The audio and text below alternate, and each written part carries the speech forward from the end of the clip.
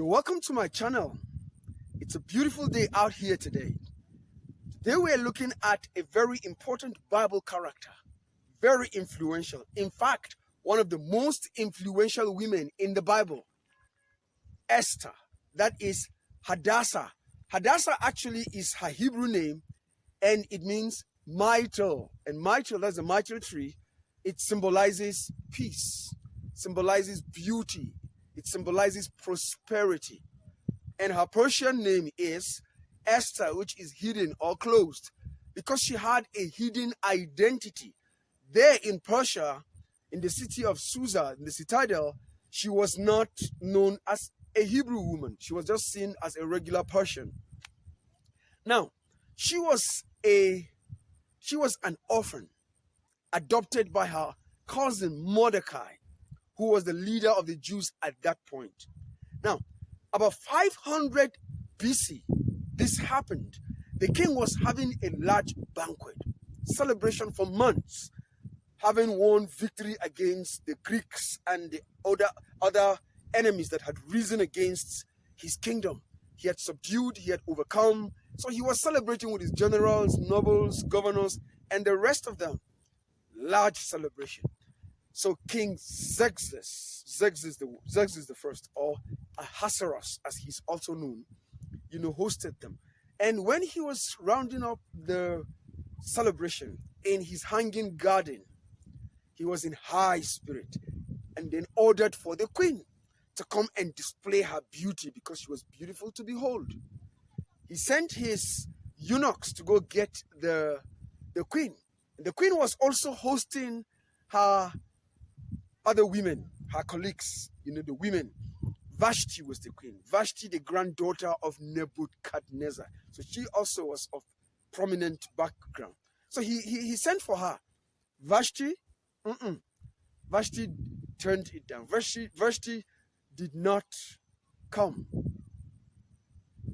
The king got very angry. He got very infuriated. So he sought the counsel of the nobles and the experts on the law. They advised him that what she did was actually an affront, not only against him, but against the nobles and against the people of Persia. And she will be a bad example for the women. The women would dishonor their husbands and would say, even the queen did it and nothing happened.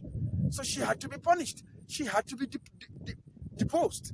Memucan spoke very vehemently, and said she had to be deposed and another would have to take her place. And that was what happened.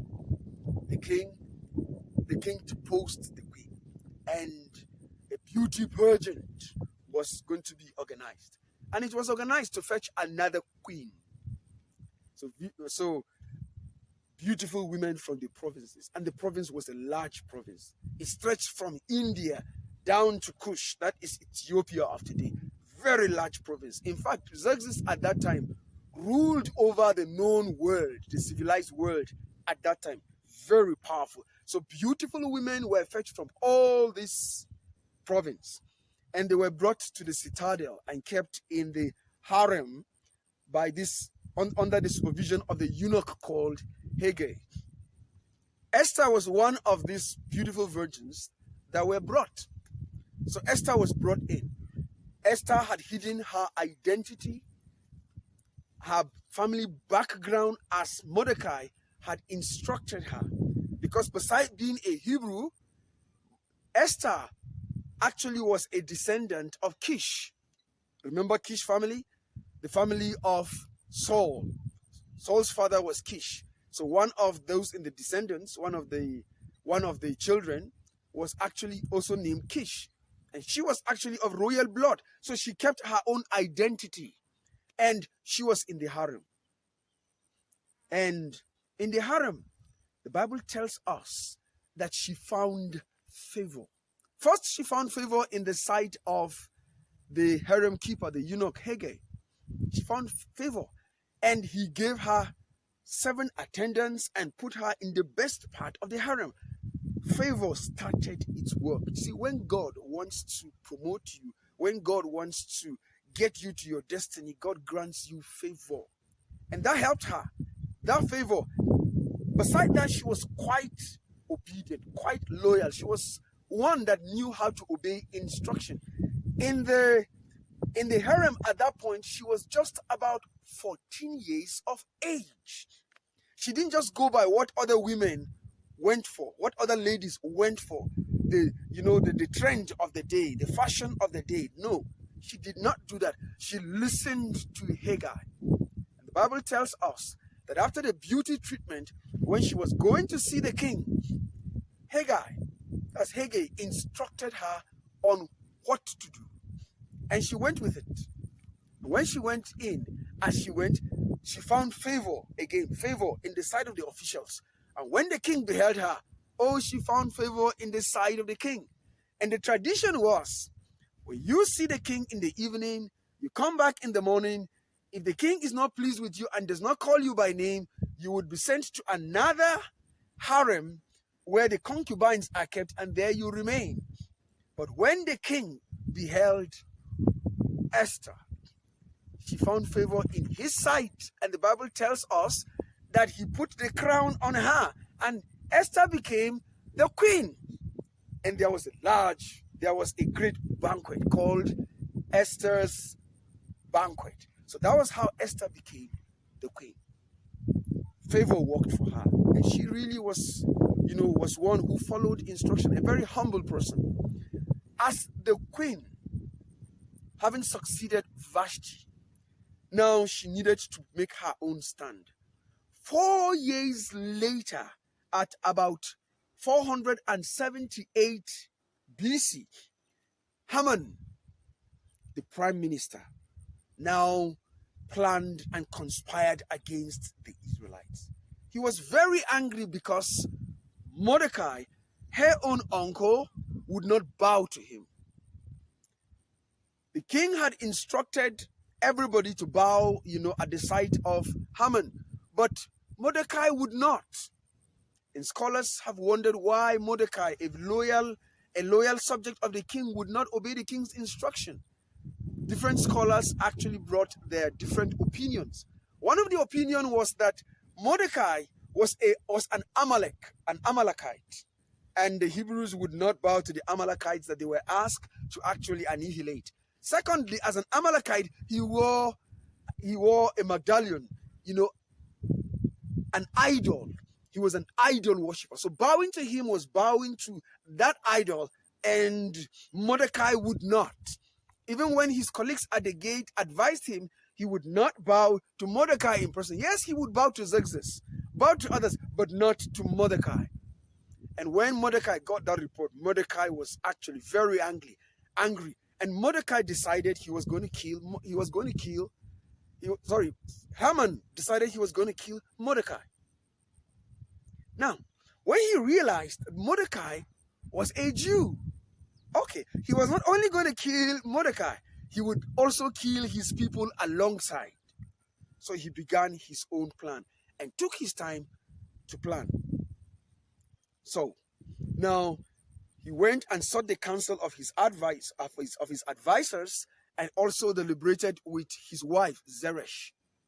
And they agreed that the best way was to actually get the king to sign an edict so that the Hebrews would be eliminated, would be annihilated, and then eventually Mordecai be impaled. And that pleased him.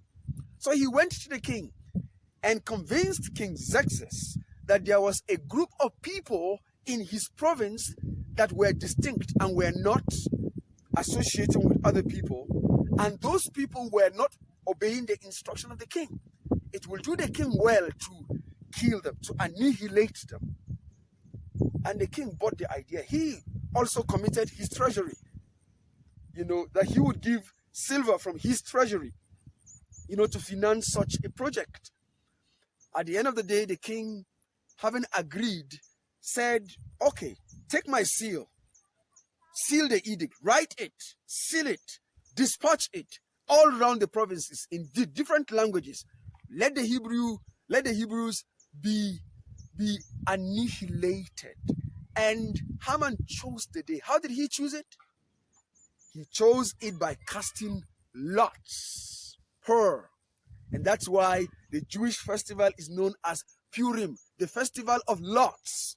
How the lords of Haman were actually defeated at the end of the day. His plan by casting lot was actually defeated. So he chose the date by casting lot, and the edict was passed. And Haman went and raised a pole standing 50 cubits high that Mordecai would be impaled. When Mordecai got the report that an edict was passed for the annihilation of the Jews, he tore his garments, put on sackcloth, and went to the king's gate, because one with the garment would not be allowed into the palace. So he went to the king's gate, and the report got to Esther the queen that Mordecai was in sackcloth. So she sent for him, sent him clothing to change, but he would not.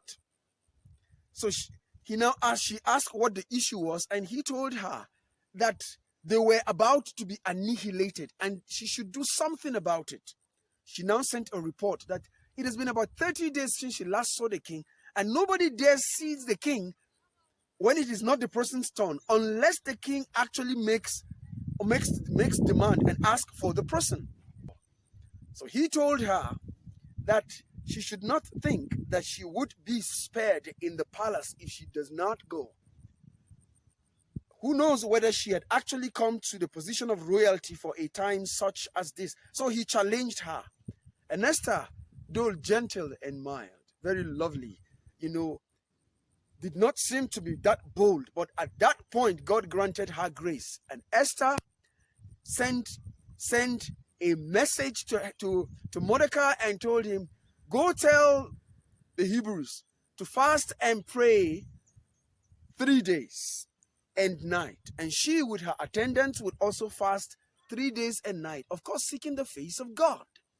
In the book of Esther, nowhere is the name of God mentioned, but it clearly tells you that God was behind the scene. And their fasting and praying was to seek the face of the God of Israel. So they fasted and prayed for 3 days. And Esther put on her royal clothes and went and stood in the entrance, of the royal court where the king was. And the king, seated on his throne, saw Esther in the passage. He stretched his royal scepter. That was another favor of God. She risked her life to save her people.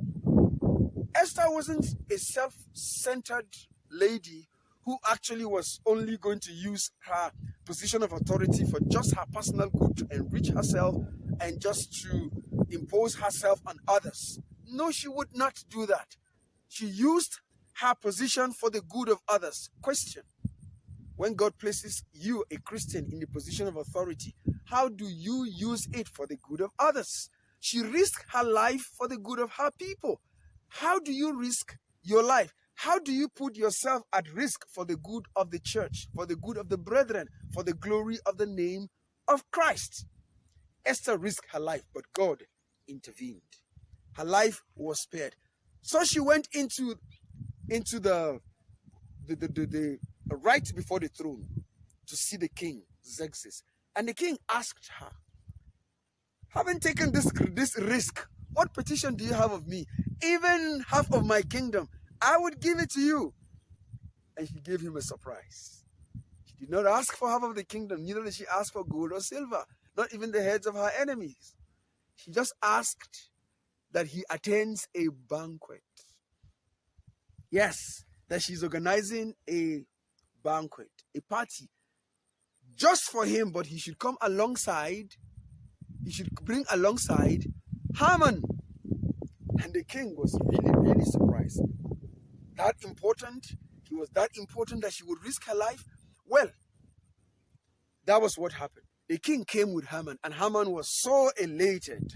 Haman was so pleased, so happy that his star was shining brighter every day. He was getting richer, becoming more influential, that Queen Esther invited the king and him to the party.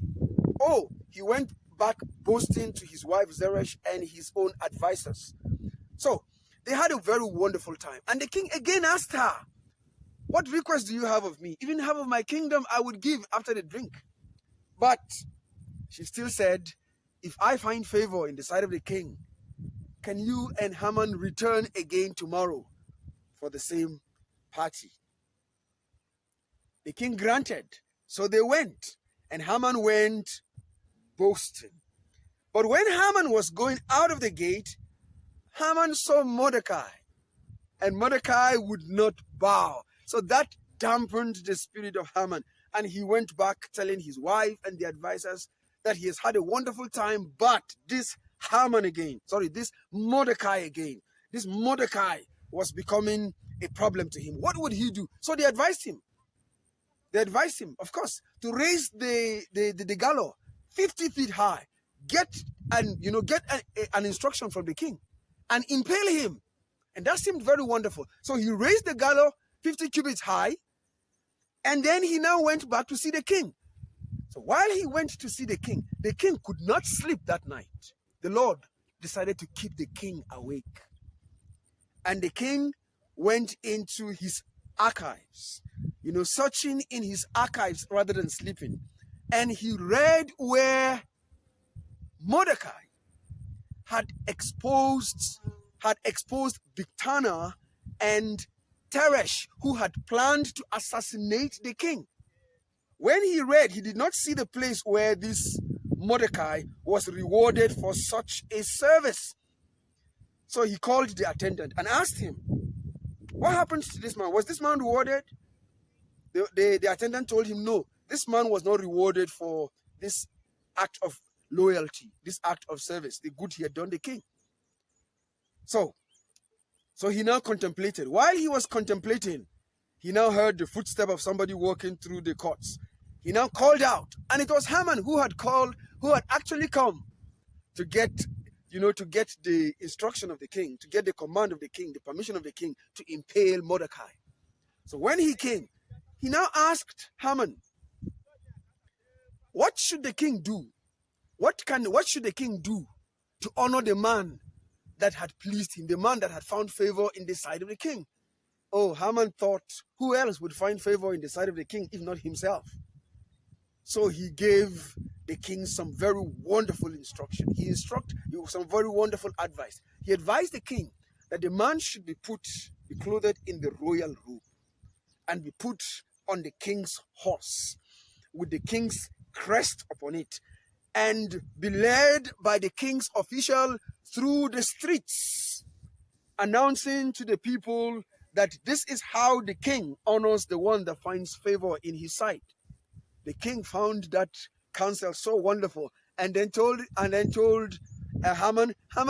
go ahead and do it for Mordecai. Haman felt like dying. Mordecai! Oh, it was quite terrible, but he had to obey the king because the king was the king. So he went, clothed Mordecai, led him through the streets, and then came back. When he came back, he felt very terrible and went back to his wife and his advisors again and told them what befell him and how terrible he had felt. And his wife Zeresh and his advisors told him, if this Haman before whom you are facing this disgrace is a Hebrew, you are ruined. While they were still talking, the messengers of the king came and fetched him for Esther's banquet. That was how he was rushed to enter to Esther's banquet. Again, they were there and had a very wonderful time. So having had a wonderful time, the king again asked Esther, what request do you have of me? What petition? Even half of my kingdom, I will grant you. And Esther cried out to the king, I only ask for my life.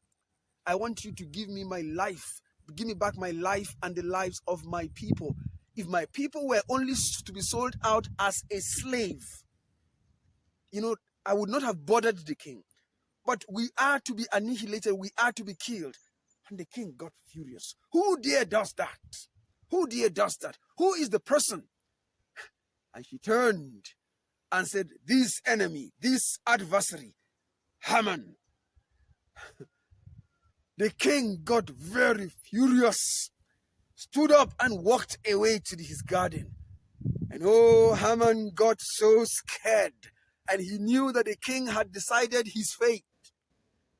So he just came down on his knees to plead with Esther for his life. So when he was pleading, holding her legs, the king just returned and was like, you mean in my presence you will molest the queen? That was where the king now called his guards to arrest Haman.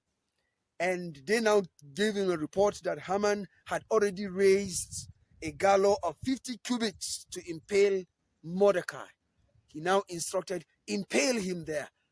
And Haman was actually impaled there. Not only Haman, with all his children and his wealth that he had so gathered and was boastful about, was actually given to Esther.